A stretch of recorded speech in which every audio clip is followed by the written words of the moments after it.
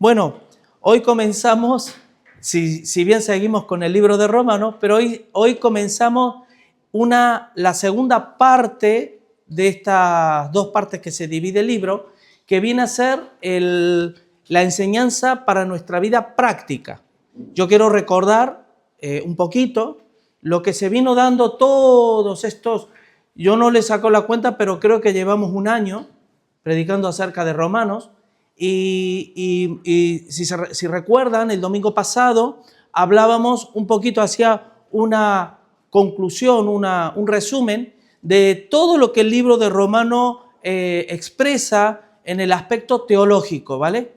Y para recuerden que Romanos es un compendio del plan de redención de Dios para el hombre, haciéndonos ver que la condición del hombre es una condición totalmente caída, destituida de la gloria de Dios, que es incapaz por sí mismo tratar de redimirse para Dios. ¿Vale? Es lo que en teología se llama depravación total. Se le suele asignar ese calificativo, es una depravación total, no es parcial. El hombre está totalmente caído, totalmente destituido de todo lo que tiene que ver con Dios. Recuerden que Dios preparó un plan de redención para el hombre que se muestra y se manifiesta por medio de la persona de Jesucristo.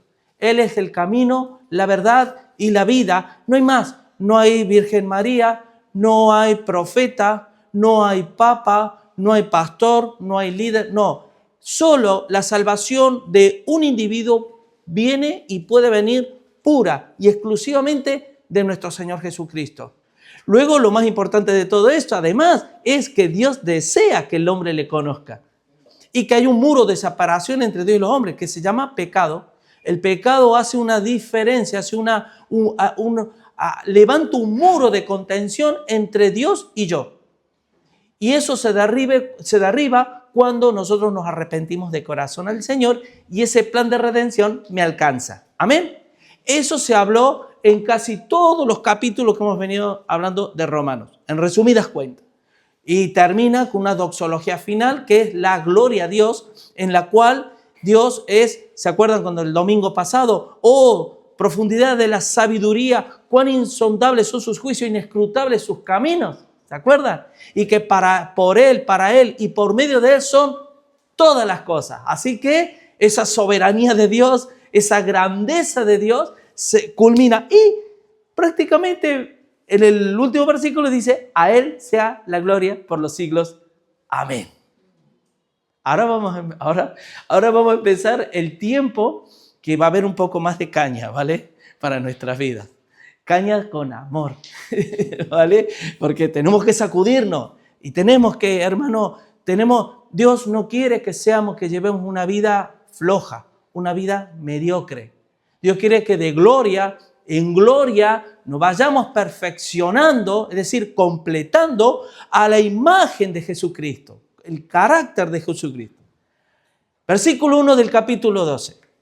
Así que, no se ves, ¿vale? Así que os ruego por la misericordia de Dios que presentéis vuestros cuerpos en sacrificio vivo, santo, agradable a Dios, que es vuestro culto racional.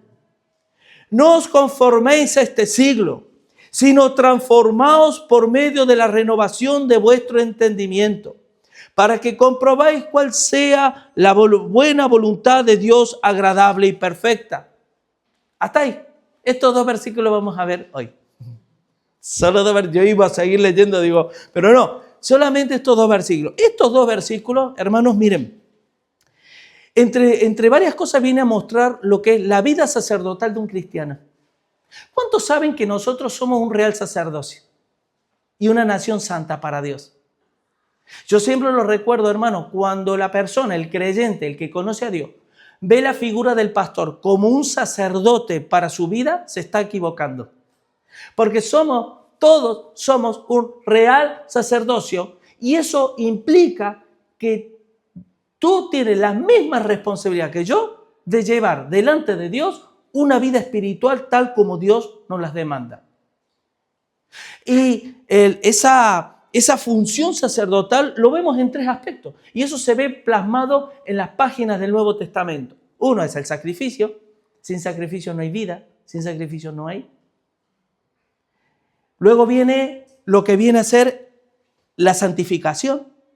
Porque, hermanos, nosotros hemos sido llamados a la santificación. Sed santo porque yo soy santo, dice el Señor. Y luego, como consecuencia, viene el conocimiento de Dios. Conocerle a Él de corazón. Porque yo puedo comprender, conocer las Escrituras, pero tal vez no entender el corazón de Dios, su palpitar. Y eso no viene si no hay santidad y si no hay sacrificio. Amén. Así que vamos a ir por partes, porque estos dos versículos los vamos a dividir en 5 partes. La primera parte prácticamente es cuando en el versículo 1 dice, así que, o en vista de, hermanos, os ruego, es decir, os exhorto, os animo por las misericordias de Dios. Este es el primer punto, ¿vale? ¿Qué son las misericordias de Dios? Recuerden que lo que vamos a ver hoy, Pablo lo está diciendo con todo, pone todo su corazón sobre la mesa, por decirlo de una manera, y nos está diciendo ahora, por favor, todo lo aprendido, ahora os ruego por las misericordias de Dios que presentéis vuestros cuerpos en sacrificio vivo. Y ahora vamos a ver qué quiere decir Pablo con esto. Miren, las misericordias, si ustedes han observado, está en plural. ¿Vale? ¿Por qué? Porque esto está tomado de la Septuaginta, es decir, la Biblia en el Antiguo Testamento. Por ejemplo, si nosotros leemos Isaías 55, las misericordias firmes a David, por ejemplo. Es indistinto porque son las piedades, son las compasiones de Dios sobre el hombre. Y básicamente se resume en 3 elementos que todo ser humano necesitamos en esta vida, que es provisión, protección y dirección. Son las 3 cosas que necesitamos sí o sí. Las primeras 2, lo que es la provisión y la protección, esto por ejemplo lo vemos en todas las páginas del Antiguo Testamento. Por ejemplo el Salmo 23. El Señor es mi pastor, nada me faltará, en lugares pastos me hará descansar y junto a aguas de reposo me pastoreará, confortará mi alma. Y está hablando constantemente de estos 3 elementos el Salmo 23, si tú lo lees para no citarlo entero, constantemente estas 3 cosas. Entonces, ¿qué es lo que está diciendo Pablo? Por las misericordias, es decir, por estas 3 cosas elementales, os ruego que si las queréis vivir, tenéis que presentar vuestros cuerpos en sacrificio, no hay otra. ¿Se acuerdan cuando Jesús dijo, y a quién le dijo? A la multitud, a todos los que se acercaban. El que quiera ser mi discípulo, ¿qué dice? Niéguese a sí mismo. ¿Vale? Niéguese a sí mismo. También es cierto, hermanos, que cuando Pablo dice estas palabras, las toma de la figura del santuario, de lo que era el santuario en el Antiguo Testamento. Por ejemplo, quiero que vayamos al Salmo 103, versículos 1 y 6. Y dice así, bendice alma mía al Señor, bendiga todo mi ser su santo nombre. Recuerden que aquí el Señor dice, ahora vamos a ver qué significa presentar nuestros cuerpos en sacrificio vivo. Dice, bendice alma mía, no olvides ninguno en su beneficio. Él es quien perdona tus iniquidades, el que sana tus dolencias, el que rescata del hoyo tu vida, el que corona de favor y misericordias, el que sacia de bien tu boca, de modo que te rejuvenezcas como el águila. El Señor es el que hace justicia, derecho a todos los que padecen violencia. Así que, hermanos, miren la segunda parte, la primera parte, entendemos que Pablo nos dice, es un imperativo, es una orden, por amor, por favor, hagan esto. Porque les voy a decir una cosa, hermanos. Cuando dice en la parte 2 que presentéis vuestros cuerpos en sacrificio vivo, ¿saben una cosa, hermanos? La vida espiritual de un cristiano, a veces creemos, tenemos una vida más o menos desordenada nosotros. Porque nos dejamos estar, nos dejamos llevar. Por ejemplo, como más, como mejor, podemos tener el hábito de congregarnos. Por ejemplo, ¿no? De venir domingo, venir el viernes. Y uno es como que ya se siente tranquilo con eso. Pero en realidad, o simplemente tener nuestros propios estudios bíblicos, nuestras oraciones al Señor. ¿Quieren que les diga una cosa? Eso no basta, porque no hemos entendido, y ahora vamos a ver, el tema de lo que es la verdadera espiritualidad de un cristiano. La primera es el sacrificio. Eso es una parte elemental del sacerdocio de un cristiano. ¿Sabían que el sacrificio no fue abolido? El sacrificio de un animal sí, pero el sacrificio como enseñanza no fue abolido. Jesús, para llevarnos al cielo, tuvo que sacrificarse, tuvo que ir a la cruz como el Cordero de Dios que quita el pecado del mundo, ¿vale? Y presentarnos delante de Dios. ¿Sabían ustedes que observen un detalle? Cristo, cuando viene a la tierra, viene como embajador de Dios hacia los hombres, ¿vale? Jesús dijo, el que me ve a mí, ve al que me envió. Yo y el Padre, uno somos, ¿no? Jesús dijo, yo no hablo por mi propia cuenta, sino lo que oigo de mi Padre, eso os lo digo. Pero resulta que al pasar por la cruz, al morir como sacrificio en nuestras vidas, resucitar y ascender a los cielos, se presenta delante de Dios como embajador de los redimidos, embajador de los hombres. Lo vuelvo a repetir, como la vez pasada, la doble imputación. Cuando viene el Señor, ¿viene a qué? Viene a imputarnos nuestra justicia a los que creemos. Su justicia perfecta nos la imputa a nosotros. Entonces, esa justicia que solo viene de Dios, nosotros la recibimos por fe. Ahora, cuando Cristo vuelve otra vez al cielo, vuelve como embajador de la humanidad. Es como decir, consumado es. Papá, Padre, lo que tuve que hacer, ya lo hice. Ahora yo soy la representación del hombre caído de aquellos que creen. Perfectamente de los redimidos, de los que creen, no de la humanidad entera. Porque en el día del juicio habrá una parte de la humanidad que tendrán abogado, que serán los que ha representado Cristo. No. Estas listas son los que yo represento, Padre. Estos no los conozco de nada. Entonces, eso para que lo tengamos en cuenta con respecto a presentar nuestros cuerpos. Si ustedes observan el detalle del versículo, que aquí esto que vamos a ver ahora es extremadamente trascendente, hermano, para nuestras vidas. Porque si ustedes observan, no dice que nosotros sacrifiquemos nuestra carne. Dice que presentemos nuestros cuerpos. La palabra cuerpo, hay varias acepciones en el griego. La que más se usa suele ser o soma, de ahí viene la palabra cromosoma, o sarc, de ahí viene sarcófago, que es donde antiguamente hoy se llama ataúd, que es donde están los cuerpos. La palabra soma se suele emplear en la mayoría de las veces como una figura retórica que es la sinécdoque. Suene así. Hay muchas figuras en el griego para entenderlo. ¿Qué es una sinécdoque? Es cuando uno expresa algo, por ejemplo, una parte por el todo.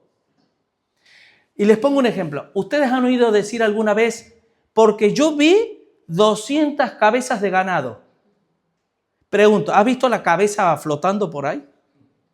¿Qué se entiende cuando uno dice 20 o 200 cabezas de ganado? Está dando a entender que al mencionar la cabeza, que es la parte, mencionas toda la vaca. ¿A que sí? Bueno, aquí emplea una sinécdoque, que significa cuerpo es todo nuestro ser. Cuando dice que es traducción correcta, que presentemos nuestros cuerpos, no se trata de tú o yo flagelarnos, como hacen algunas religiones. Porque eso sí es no entender el sentido del texto. Lo que está queriendo decir es que presentemos nuestra naturaleza carnal, todo nuestro ser carnal, delante de Dios como un sacrificio. Y es presentar, y aquí viene una cosa muy importante, hermano. ¿Cuántas veces yo he oído, y a mí me ha pasado, decir, pastor, llevo tiempo tratando con este pecado y no puedo. Trata de morir y de morir y de morir y no puede. Y lleva tiempo y llevas años y todavía arrastrando. Y uno dice, pero pastor, yo muero a eso. Yo intento morir a esa área de mi vida, pero resulta que está ahí, sigue estando ahí. Yo recuerdo, esto lo pongo como un ejemplo, cuando yo antes de convertirme al Señor, yo fumaba muchísimo. Yo fumaba 2 paquetes diarios. Tal es así que yo cada vez que me iba por ahí, siempre llevaba o 2 o 3 paquetes encima. ¿Vale? Porque había días que yo fumaba 3 paquetes diarios. A veces me encendía un cigarrillo con el que tiraba. ¿Sí? Imagínense el nivel de atadura que había. Cuando yo me convertí al Señor, yo era un desgraciado. ¿Por qué? Porque estaba más atado y que yo me daba cuenta delante de Dios, era consciente de cómo yo puedo predicar de libertad siendo esclavo del pecado. ¿Cómo le puedo yo decirle a una persona, sé libre porque Cristo se hace libre, tirándole el humo en la cara? Y yo me atormentaba y me frustraba. Y tuve un tiempo largo intentando dejarlo. No había forma. Cuando lo quería dejar venía más fuerte. Y yo me preguntaba, cuando yo leí esto, dice, que presente mi naturaleza carnal en sacrificio vivo. Pero no entendía una cosa del texto. Porque aquí hay 2 formas, escuchen bien esto. Pues si queremos vivir de gloria en gloria. Si queremos vivir una vida de victoria, tenemos que entender este punto. ¿Sabían ustedes que hay terapias psicológicas que te hacen morir a cosas? La abstinencia. Pero eso no está, aquí no está hablando de abstinencia. Dios no te está diciendo, deja de tener mal carácter, deja de tener este vicio y venga, deja en nuestras fuerzas, sino que al presentar mi vida, todo mi ser, en sacrificio vivo, lo que yo estoy haciendo es dejar que Dios actúe en mi vida y sea Él el que sacrifique mi vida. El sacerdote, en el Antiguo Testamento, él ofrecía el cordero. Pero piensa en una cosa. Escucha esto. Cogía el cordero y era un rito sagrado. Él no lo hacía. A ver, el Señor nos pide sacrificio en cordero. Tú venga, tráeme este que está aquí, lo matamos aquí. Toma, Señor, esto es lo que nos pide. ¿Qué va? Se tenían que purificar, se tenían que limpiar. El tabernáculo, el templo, el atrio era el lugar que dividía lo sagrado de lo profano. Y en el área de lo sagrado, que era el patio del atrio, ahí sacrificaban los animales para poder entrar al lugar santo y al lugar santísimo, que es donde estaba la presencia de Dios. Sin sacrificio no hay gloria. Sin sacrificio no hay bendición. Sin sacrificio no están las misericordias de Dios. Miren lo que me pasó, gracias mi amor. Miren lo que me pasó con el tema del cigarrillo. Resulta que yo llevaba mucho tiempo que no podía.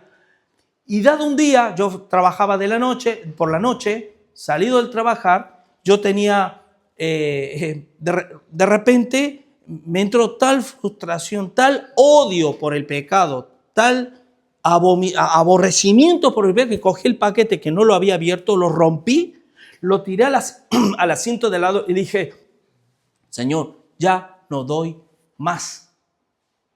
Necesito que me ayudes. Eso fue a las 6:15 de la mañana. A las 7:30 yo ya no fumaba más. Porque cuando yo llegué a mi casa y le pedí a un vecino, oye, me deja, por favor, que atado. El que practica el pecado es esclavo del pecado. Por favor, déjame, yo digo, ya otra vez más, voy cuando me pongo el cigarrillo no lo pude hasta el olor me daba náuseas. Me dio asco. Así. ¿Cómo puede ser que durante tal vez un año estuve luchando con eso, tratando de yo morir y no pasaba nada? Cuando presenté delante de Dios mi naturaleza carnal, ahí es cuando Dios dice, porque yo hago las cosas, llamo a las cosas que no son como si fueran, y hago caminos donde no los hay, porque yo soy, dice el Señor, el que tiene el poder para cambiarlo. Y esto es un botón de muestra, un ejemplo, porque yo quiero que tú pienses en este momento cuál es el área de debilidad que tú tienes. ¿Cuál es el filisteo que te está bofeteando todos los días en tu vida? ¿El mal carácter? ¿Qué es? ¿La pereza? Hay tantas cosas, ¿verdad? Estamos rodeados de debilidades y demás. Hermanos, nuestra naturaleza carnal debemos presentarla. Y para presentar nuestra naturaleza carnal, todos los días tiene que haber una intimidad con Dios. Tiene que haber una relación sacerdotal, una relación espiritual con Dios. Yo no puedo tener una relación con Dios de domingo a domingo. Yo no puedo venir el domingo a por mi dosis y buscar mi dosis el otro domingo y durante la semana vivir en derrota, vivir en fracaso. Yo tengo que vivir en victoria y para ello yo tengo que presentarme delante de Dios. ¿Se acuerdan? 2 Timoteo 2:15, me gustaría que lo ponga mientras bebo un poquito de agua que tengo en la garganta. ¿Qué dice? Procura con diligencia presentarte delante de Dios aprobado, como obrero que no tiene de qué avergonzarse. ¿Saben que en Romanos también, eso lo vamos a ver más adelante, en cuanto a lo que se requiere diligencia, no perezosos, sino fervientes en espíritu, sirviendo al Señor siempre? Pero pastor, me cuesta servir, me cuesta ir a la iglesia, me cuesta esto, me cuesta lo otro. ¿Sabes por qué? Porque no estás ejerciendo el rol sacerdotal que Dios nos demanda como hijos suyos. A veces somos, como les decía la otra vez, somos pero no hacemos, y a veces intentamos hacer sin ser. Es que es así. Porque todos estos dos versículos da por hecho de que ya estamos en Dios, en Cristo. Hoy les digo una cosa, una de las cosas que yo tengo que luchar como pastor, y no ahora, y como pastor, y como no pastor, como alguien que ama a Dios, es la tremenda indiferencia que existe en las filas del Evangelio a las cosas de Dios. La indiferencia, que yo vea la iglesia, es indiferencia, hermano. Porque los primeros cristianos eran fervientes, vivían en efervescencia espiritual, no se acomodaban, porque luego ¿qué dice? Luego dice, no os conforméis a este siglo. Vamos a ver, fíjense, esto que acabamos porque esto lo vamos a ver ahora, dice que presentéis vuestra naturaleza carnal y tiene 3 características. Tiene que ser vivo, santo y agradable a Dios. Vivo, santo, agradable. ¿Por qué vivo? Porque el sacerdote en el Antiguo Testamento, fíjense que lo que el sacerdote sacrificaba era ajeno a lo que el sacerdote, era un animal, no era él. Pero ahora soy yo el cordero que tengo que estar presentado delante de Dios para que Dios me sacrifique a mí. Y quieren que les diga cuál es el motor, el combustible que nos lleva a hacerlo con alegría y con gozo. Entras por sus puertas con acción de gracia y por sus atrios, sacrificio, con alabanza. ¿Cómo yo voy a sacrificar con alabanza al Señor? Si me está pidiendo el Señor que muera esto. Porque hay una relación de amor tan profunda con Dios que es poco lo que Dios me pide. Es poco lo que yo quiero darle a Dios. Entonces lo haces con alabanza. Porque he descubierto. ¿Saben que yo he descubierto una cosa? Que yo soy mi peor enemigo a mí mismo. que no es el diablo? ¿Cuántas veces culpamos al diablo? Porque el diablo me atacó, el diablo me tentó, el diablo... No es que el diablo, es nuestra concupiscencia la que nos cautiva, nos lleva cautivo a hacer lo que no queremos hacer. Y para eso es por una falta de intimidad y de comunión con Dios. Si yo soy hijo, debo parecerlo. Si yo soy cristiano, debo parecerlo. ¿En qué debo parecerlo? No de domingo a domingo, sino todos los días de mi vida, en que yo tengo una relación con el Señor íntima y que Dios se glorifica así en mi vida. Quiero que pongas Colosenses 3, del 5 al 10. Yo pregunto, hermano, quiero hacerles una pregunta individual para que se conteste cada uno. ¿Cuánto tú aborreces tus pecados? ¿Cuál es el grado de aborrecimiento que tú tienes? Yo lo odio. Yo lo detesto. El mío. El del hermano no, porque no lo vivo, pero el mío lo detesto. No lo puedo ni ver. Y que es una lucha continua, porque es un filisteo, que parece que lo has matado, ¡bum!, vuelve a aparecer y vuelve a aparecer. Pero son áreas. Porque cuando dice la palabra que de gloria en gloria nos va a perfeccionar, ¿sabes qué significa? Esa área en un cristiano no puede estar mucho tiempo. Un área de debilidad. Si está mucho tiempo de debilidad, hermano, es porque no estamos haciendo las cosas bien, porque no estamos presentándonos delante de Dios como un sacrificio vivo. Solo me presento a Dios, ¿sabes qué? Para pedir. Dame. Y Dios dice, no, yo no quiero que te presentes a Dios, yo quiero que te presentes como tú me das a mí, dice el Señor. Porque esto es recíproco. Yo di mi vida por ti para rescatarte. Presentarnos como vivos de entre los muertos, dice Romanos 6. Como vivos de entre los muertos, presentarnos a Dios, pero no presentéis vuestros miembros como instrumentos ¿de qué? De iniquidad. Sino presentaos vosotros mismos como vivos de entre los muertos. Ahora, yo estoy vivo de entre los muertos, vale, sacrificio vivo. Ahora estás vivo, gracias Señor, porque tengo nueva vida espiritual. Y dice el Señor, vale, ¿quieres avanzar? Sí. Ahora necesito que tú esa vida me la presentes en sacrificio. ¡Qué! Me encanta. Agradezco. Porque me detesto, hermano, esto que me abofetea, este aguijón de la carne que está, la detesto. Así que Colosenses 3, del 5 de haced morir. ¿Saben que ese haced morir, esto lo voy a explicar, al igual que presentéis vuestros cuerpos, está en el griego, está en voz pasiva. ¿Sabes qué es la voz pasiva? Es cuando el sujeto se le aplica la acción al sujeto. Esto es relevante. Porque si a mí me dice el Señor, Julio, sacrifícate, entonces yo digo, bueno, Señor, Dios está ahí, y yo digo, es la terapia de la abstinencia, ¿no? De decir, bueno, ahora en mis fuerzas. Lo hacemos en nuestras propias fuerzas, y nuestras fuerzas son pocas. Pero la voz pasiva significa déjate sacrificar. Por ejemplo, si yo les digo a ustedes, sed llenos del Espíritu Santo, ¿cómo lo harían ustedes?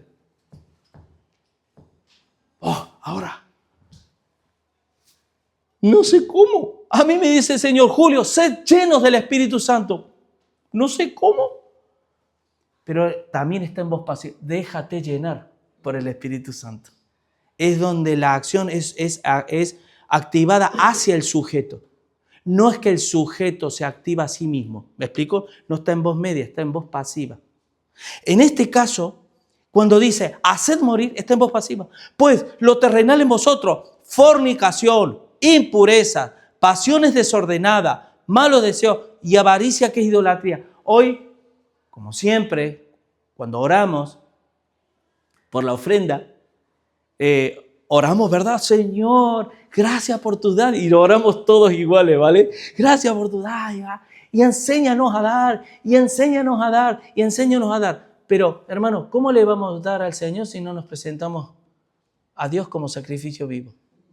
¿Se acuerdan de 2 Corintios cuando hablaba de la ofrenda? Primero, ¿qué hicieron? Se entregaron a Cristo y luego se dieron a Dios. Primero hubo un sacrificio espiritual y ese sacrificio espiritual se ve evidenciado en hechos. Entre una de ellas es darle a Dios y no dejar que mi bolsillo sea lo último que se convierta el Señor.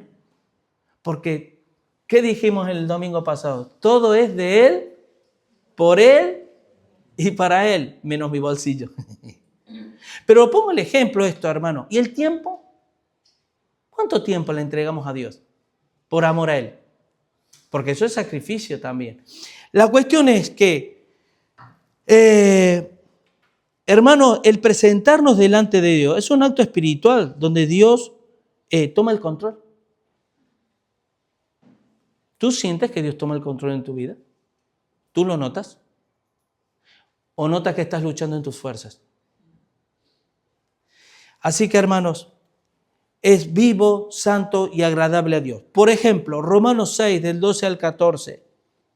No reine pues el pecado en vuestro cuerpo mortal. Aquí vuelve a emplear la sinécdoque. De modo que lo obedezcáis en su concupiscencia. Ni tampoco presentéis vuestros miembros al pecado como instrumento de iniquidad, sino presentaos a vosotros mismos de Dios como vivos de entre los muertos, y vuestros miembros de Dios como instrumento de justicia. Porque el pecado no se enseñoreará de vosotros, pues no estáis bajo la ley, sino bajo la gracia. Aquí viene el punto. Hermanos, si yo digo y enseño la doctrina de la gracia y hago un compendio teológico de la doctrina de la gracia, pero vivo como si no viviera bajo la gracia, entonces me estoy engañando a mí mismo. Porque cuando dice, porque el pecado no se enseñoreará más de vosotros, porque no estáis bajo la ley, sino bajo la gracia. ¿Sabe lo que nos está diciendo? El poder de Dios, de que no solamente algo mental, de que un día vamos a estar en la presencia de Dios, sino es algo efectivo y ahora. Ahora, en el que yo ahora experimento el poder salvífico de Dios, no cuando yo me muera. Ahora. ¿Pero qué? Muchos viven como mendigos toda la vida, como cristianos, y luego dice, yo voy a ser millonario, cuando te hablo, ¿no? En términos como comparación. Pero si Dios dice que Cristo se empobreció para que nosotros fuéramos ricos en Él, y en su riqueza fuéramos ricos, ¿y qué pasa? Pero vivimos como pobres espirituales, como mendigos, pretendiendo que un día, cuando nos sorprenda la muerte, ahí sí vamos a ser ricos en el día de la glorificación. Es ahora que Dios quiere. ¿Quieren que les diga una cosa, hermanos? Estos dos versículos, a mí yo alguna vez, no sé si alguien recordará que lo dije, si yo, imagínense, me tocaría vivir, ahora te vas a ir a vivir a una isla, solo.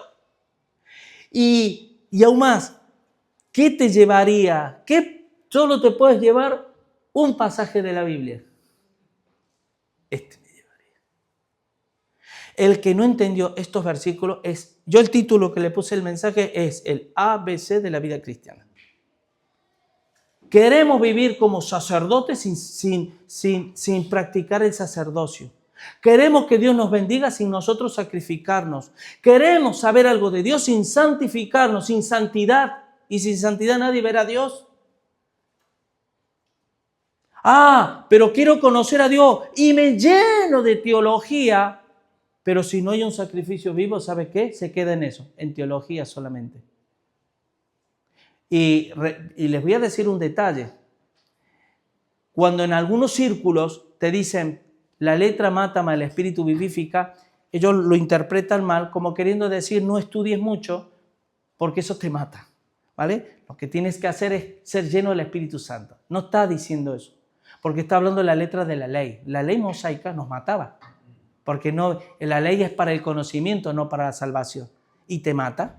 Pero el Espíritu, que es el Espíritu de gracia, nos salva. Pero en este contexto, hermano, muchas veces la letra mata y el Espíritu vivifica. Porque la letra, le digo, cuando yo dedico toda mi vida solo a la letra y no le dedico a la vida espiritual a Dios, yo me voy a terminar retirando de las cosas de Dios. Y los ve a los pastores ahí y como queriéndolos retener a muchos y se van porque no hay vida espiritual. Estuvieron bien, estuvieron un tiempo bien, pero como no ejercieron el sacerdocio vivo a Dios, terminan. ¿Por qué? Porque en algunos de los casos estaban con nosotros, pero no eran de nosotros. Y se fueron porque no eran de nosotros. ¿Se acuerdan? Primera de Juan 2:15. Así que, hermanos, el Salmo 100, mirad. Dice, entrad por sus puertas con acción de gracias, por sus atrios con alabanza, alabadle, bendecid su nombre, porque Jehová es bueno para siempre en su misericordia y su verdad por todas las generaciones.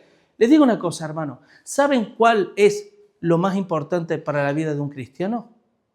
Es real y verdaderamente conocer a Dios.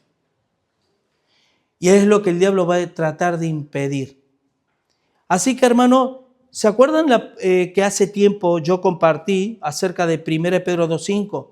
Que aquí se ve en la vida sacerdotal. Vosotros también, como piedras vivas, sed edificados como casa espiritual y sacerdocio santo, para ofrecer sacrificios espirituales aceptables a Dios por medio de Jesucristo. Aquí viene la cuestión aceptable, agradable a Dios, que es vuestro culto racional. La palabra culto es latreia, es servicio, adoración. ¿Se acuerdan cuando hablamos Dios busca adoradores que la adoren en espíritu y en verdad? En otras palabras, ¿lo que Dios está buscando? Gente que se sacrifique.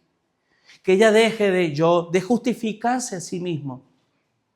Hay buenos cristianos que se justifican buenamente y viven de una vida mediocre porque no experimentan el poder de Dios. Dios es poder. Dios no es una fórmula. El Espíritu es amor, poder y dominio propio. Dominio propio, yo ya no soy igual, ya no vivo yo, más vive Cristo en mí. Ahora ya no, lo que antes pensaba ya no lo pienso, lo que antes hacía ya no lo hago. ¿Por qué? Porque he entrado en una terapia de negarme a mí mismo. No, es un dejar que el poder de Dios se manifieste en mi vida y rogar a Dios que ese poder me alcance. Hermanos, les voy a decir una cosa. Todos los problemas que existen en las iglesias, todos vienen a causa de esto. Las diferencias, las divisiones, aún el no entender la doctrina, como dice la palabra, tener un mismo sentir y un mismo parecer. Aún cuando miramos mal las doctrinas erróneamente es porque no hay un sacrificio vivo. Porque Dios no le va a revelar a nadie o a cualquiera su palabra. Pero miren lo que sigue diciendo. No os conforméis a este siglo. No toméis las formas de este mundo. Hermano, cuando yo veo a cristianos que vienen, y les digo honestamente, se los digo honestamente, la forma, muchas veces, la forma es, en algunas de las traducciones, el carácter, ¿vale? Y no tomemos el carácter del mundo. Y hay aspectos físicos del mundo que el cristiano lo tiene y no hay nada por dentro que le redarguya. Es un error de las iglesias, por ejemplo, imagínense que entre una persona, y nos ha pasado en alguna iglesia, que entró con las cadenas, y pum, así el pelo así de más. Y si Jesús no vino a buscar a sanos ni a justos, sino pecadores del arrepentimiento. Pero esa persona no pasó ni un mes que se quitó el peinado, que se quitó las cadenas, se quitó todo. ¿Quién se lo dijo? Nadie, el Espíritu Santo. Porque esa persona se negó a sí misma. Y esa persona realmente tuvo un encuentro real con Dios y se vio manifestado en las formas. No toméis las formas de este mundo. Si ustedes miran las iglesias en general, yo veo, y hablo, cuidado que cuando el Señor venga no va a haber denominaciones, No, se vienen las iglesias reformadas conmigo. O se vienen, no. Eso es algo entre nosotros porque estamos tan mal, hermanos, que necesitamos denominaciones para hacer ciertas distinciones. Pero yo les digo una cosa, hermanos. El tomar la forma, tú ves muchas de las iglesias y yo veo a los jóvenes. Hermanos, los tatuajes. Podemos debatir que si los tatuajes son de Dios, que si no son de Dios, que si tal, que si cual. Me da igual. ¿Pero quieren que les diga una cosa? Estoy hablando en Cristo, no antes en el mundo, ¿vale? Estoy hablando en Cristo, porque yo antes del mundo fumaba. ¿Pero qué pasa si yo sigo fumando ahora? Espere, hermano, me voy a sacar un cigarrillito y voy a fumar aquí en Dervada. ¿Qué van a pensar ustedes? ¿Está atado? Y Dios ahí brilla por su ausencia, ¿o no? Bueno, lo mismo pasa con todos los demás, que si cortes de pelo, que si ropas, que si pendientes, que si esto, que si lo otro, que si tatuaje y demás, que en sí mismo no son malos, pero se convierten en formas que, ¿por qué? No dice el Señor que nos tenemos que quitar de todo eso para estar cerca de Dios, sino que por estar cerca de Dios esas cosas se quitan. ¿Me explico? Porque son culturales. Y es que hoy está de moda esto o está de moda aquello. Y como está de moda, lo normalizamos. Pero como no nos presentamos delante de Dios, nunca sabemos qué opina Dios respecto. Siempre la opinión o del hermano o de la hermana o de tal, o vi un vídeo, tal. Nunca la opinión es de Dios. Y tener que explicar cosas espirituales a personas que supuestamente son espirituales, pero que no entienden las cosas espirituales, es horrible. Es como tratar de arrastrar un coche sin ruedas. Amén. No toméis las formas de este mundo. Miren lo que dice 1 Pedro 1, del 13 al 19. Dice, por tanto, ceñid los lomos de vuestro entendimiento. O sea, prepárate a entender. Dice, sed sobrio y esperad por completo la gracia que os traerá cuando Jesucristo sea manifestado. Como hijos obedientes, no os conforméis a los deseos que antes teníais estando en vuestra ignorancia. No os conforméis a los deseos que antes teníamos. En Efesios 4, 22 al 24, ¿vale? No lo tengo apuntado aquí, pero en cuanto a la pasada manera de vivir, despojaos del viejo hombre que está viciado conforme a los deseos engañosos. Renovaos en el espíritu de vuestra mente, transformaos mediante la renovación de vuestro entendimiento. Ese es el gran problema que tiene la mayoría de la iglesia. No se renuevan mentalmente. ¿Quieren que les diga qué pasa cuando nosotros no nos renovamos mentalmente? Miren, la vida espiritual es como comenzar a llevar un peso. En nuestra vida que podemos llevarlo, porque recién venimos a los pies del Señor, el Señor nos ayuda, pero a medida que vamos avanzando, el Señor te va poniendo más peso. Es el peso de la vida, es el peso de la experiencia de la vida, que estamos pero no somos, y somos hostiles a este mundo. Y el diablo va ahí, la carne y el mundo va trabajando en nosotros. Llega un momento que si yo no me he renovado espiritualmente, mentalmente, esos 50 kilos se me van a convertir en 500 kilos. Porque nadie puede llevar las cosas espirituales en nuestras fuerzas. Y va a llegar un momento que va a decir, pastor, no quiero, ya estoy cansado. Estoy quemado, yo ya no doy más. Pero ¿qué te pasa, hermano? No, son muchos años de lucha en esto. Yo ya no. Pero no te han enseñado que para vivir una vida espiritual uno tiene que rendir nuestra naturaleza carnal en sacrificio vivo y de esa forma no adaptarnos a la cosmovisión del mundo, ver cómo el mundo ve las cosas.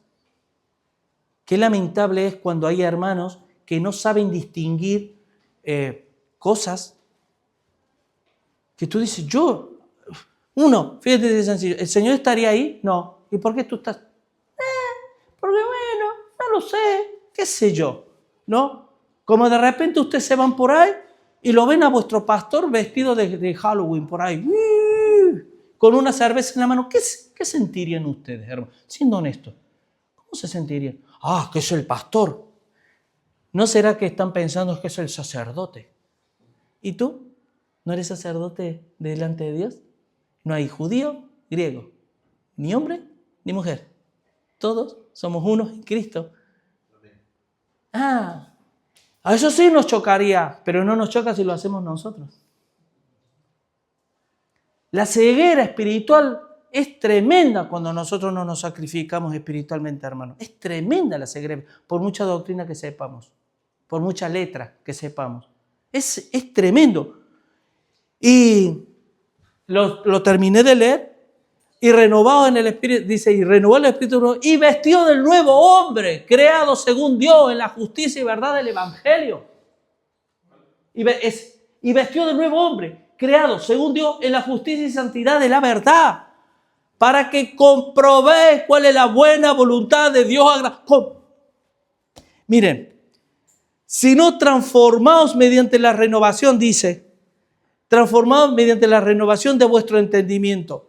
¿Quieren que les diga, hermano? No es un aprendizaje de ética, es un cambio de corazón. Ese es el gran problema que tienen la mayoría. Ahora no tengo que hacer esto porque ya le he visto la boca al lobo y Dios me dice que no lo haga. Y empiezo a aprender a cómo no hacer lo que hice durante toda mi vida en el Señor. Y ahora voy a luchar para no hacerlo.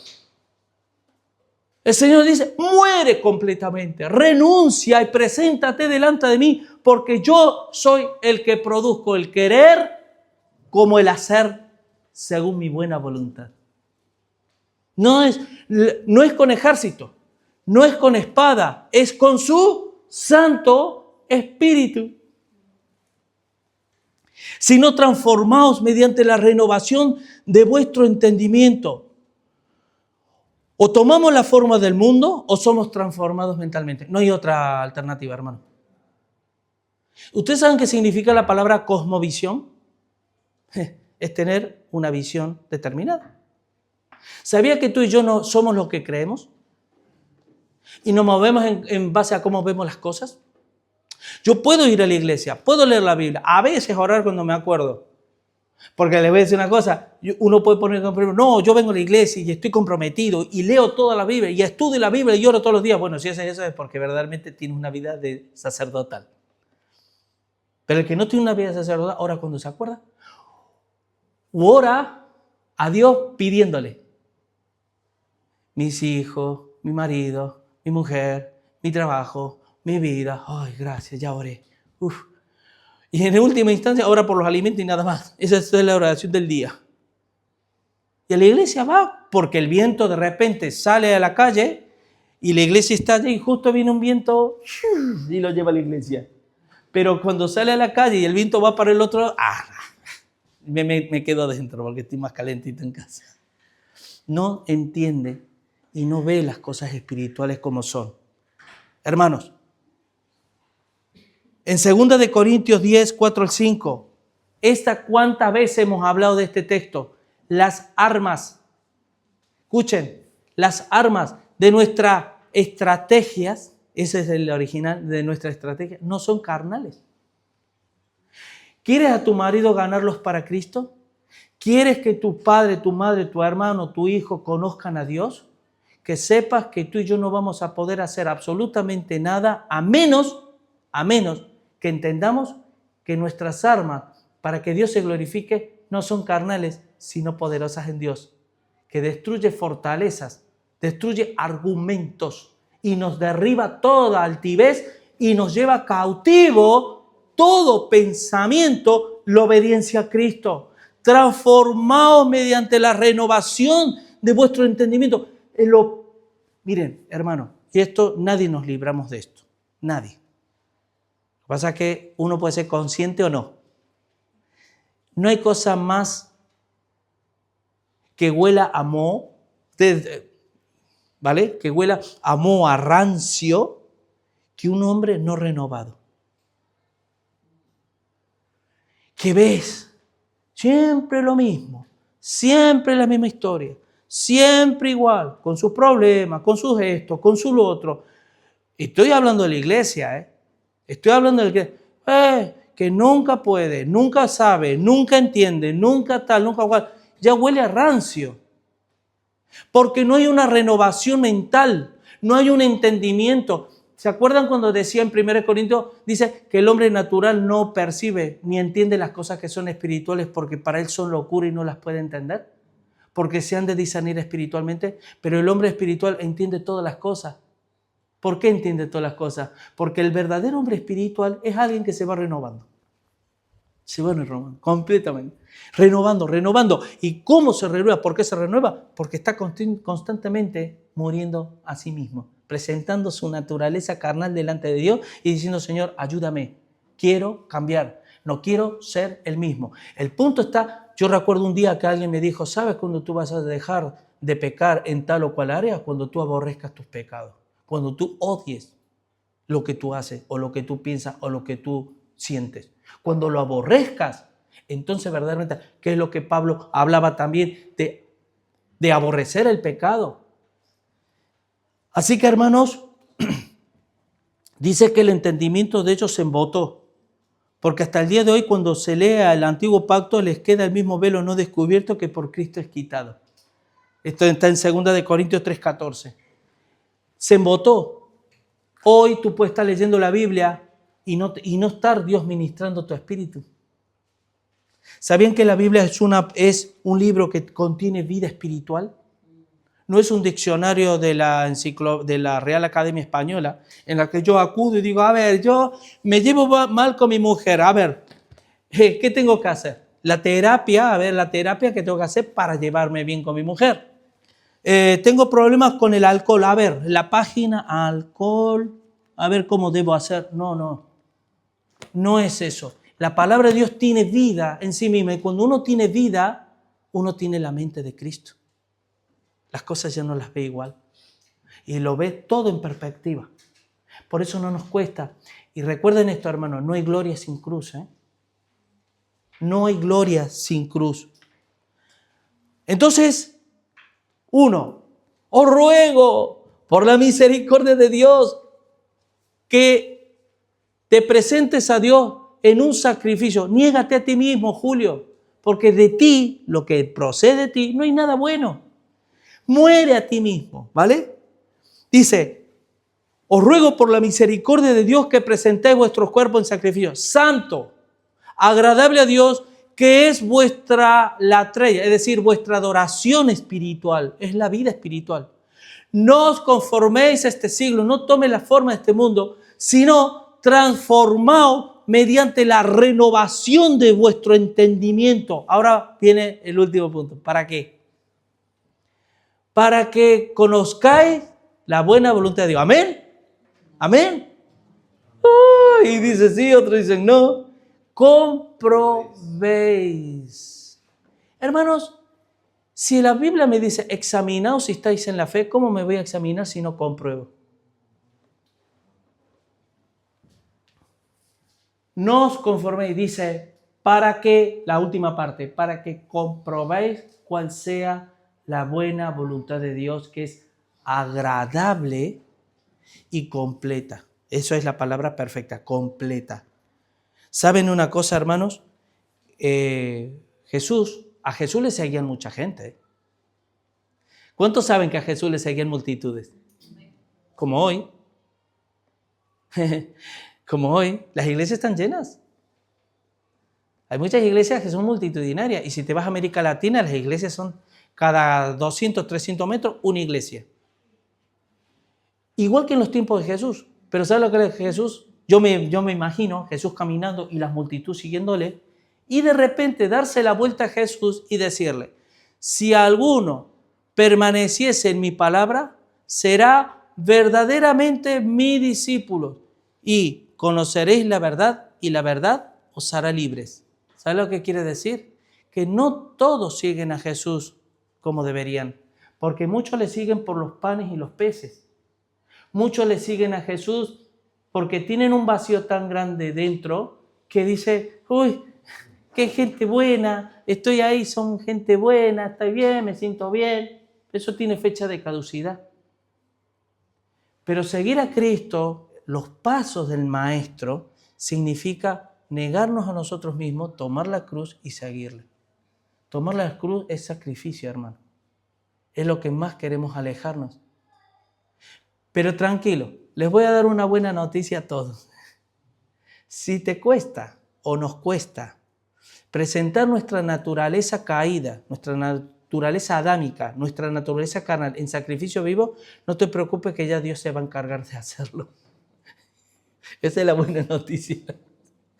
Algunos ponen una cara que yo me río.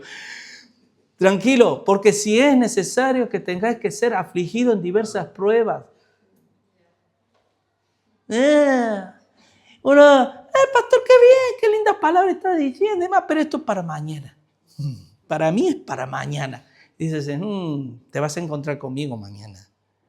Y te voy a hacer pasar por diversas pruebas para que sometida a prueba vuestra fe, más preciosa que el oro refinado, una vez que haya pasado por la prueba, sea hallada en alabanza al Señor. Amén. Hermanos, este texto, ahora lo voy a, para concluir, lo voy a leer al revés. Lo vamos a mirar al revés. ¿Cuántos de aquí, honestamente,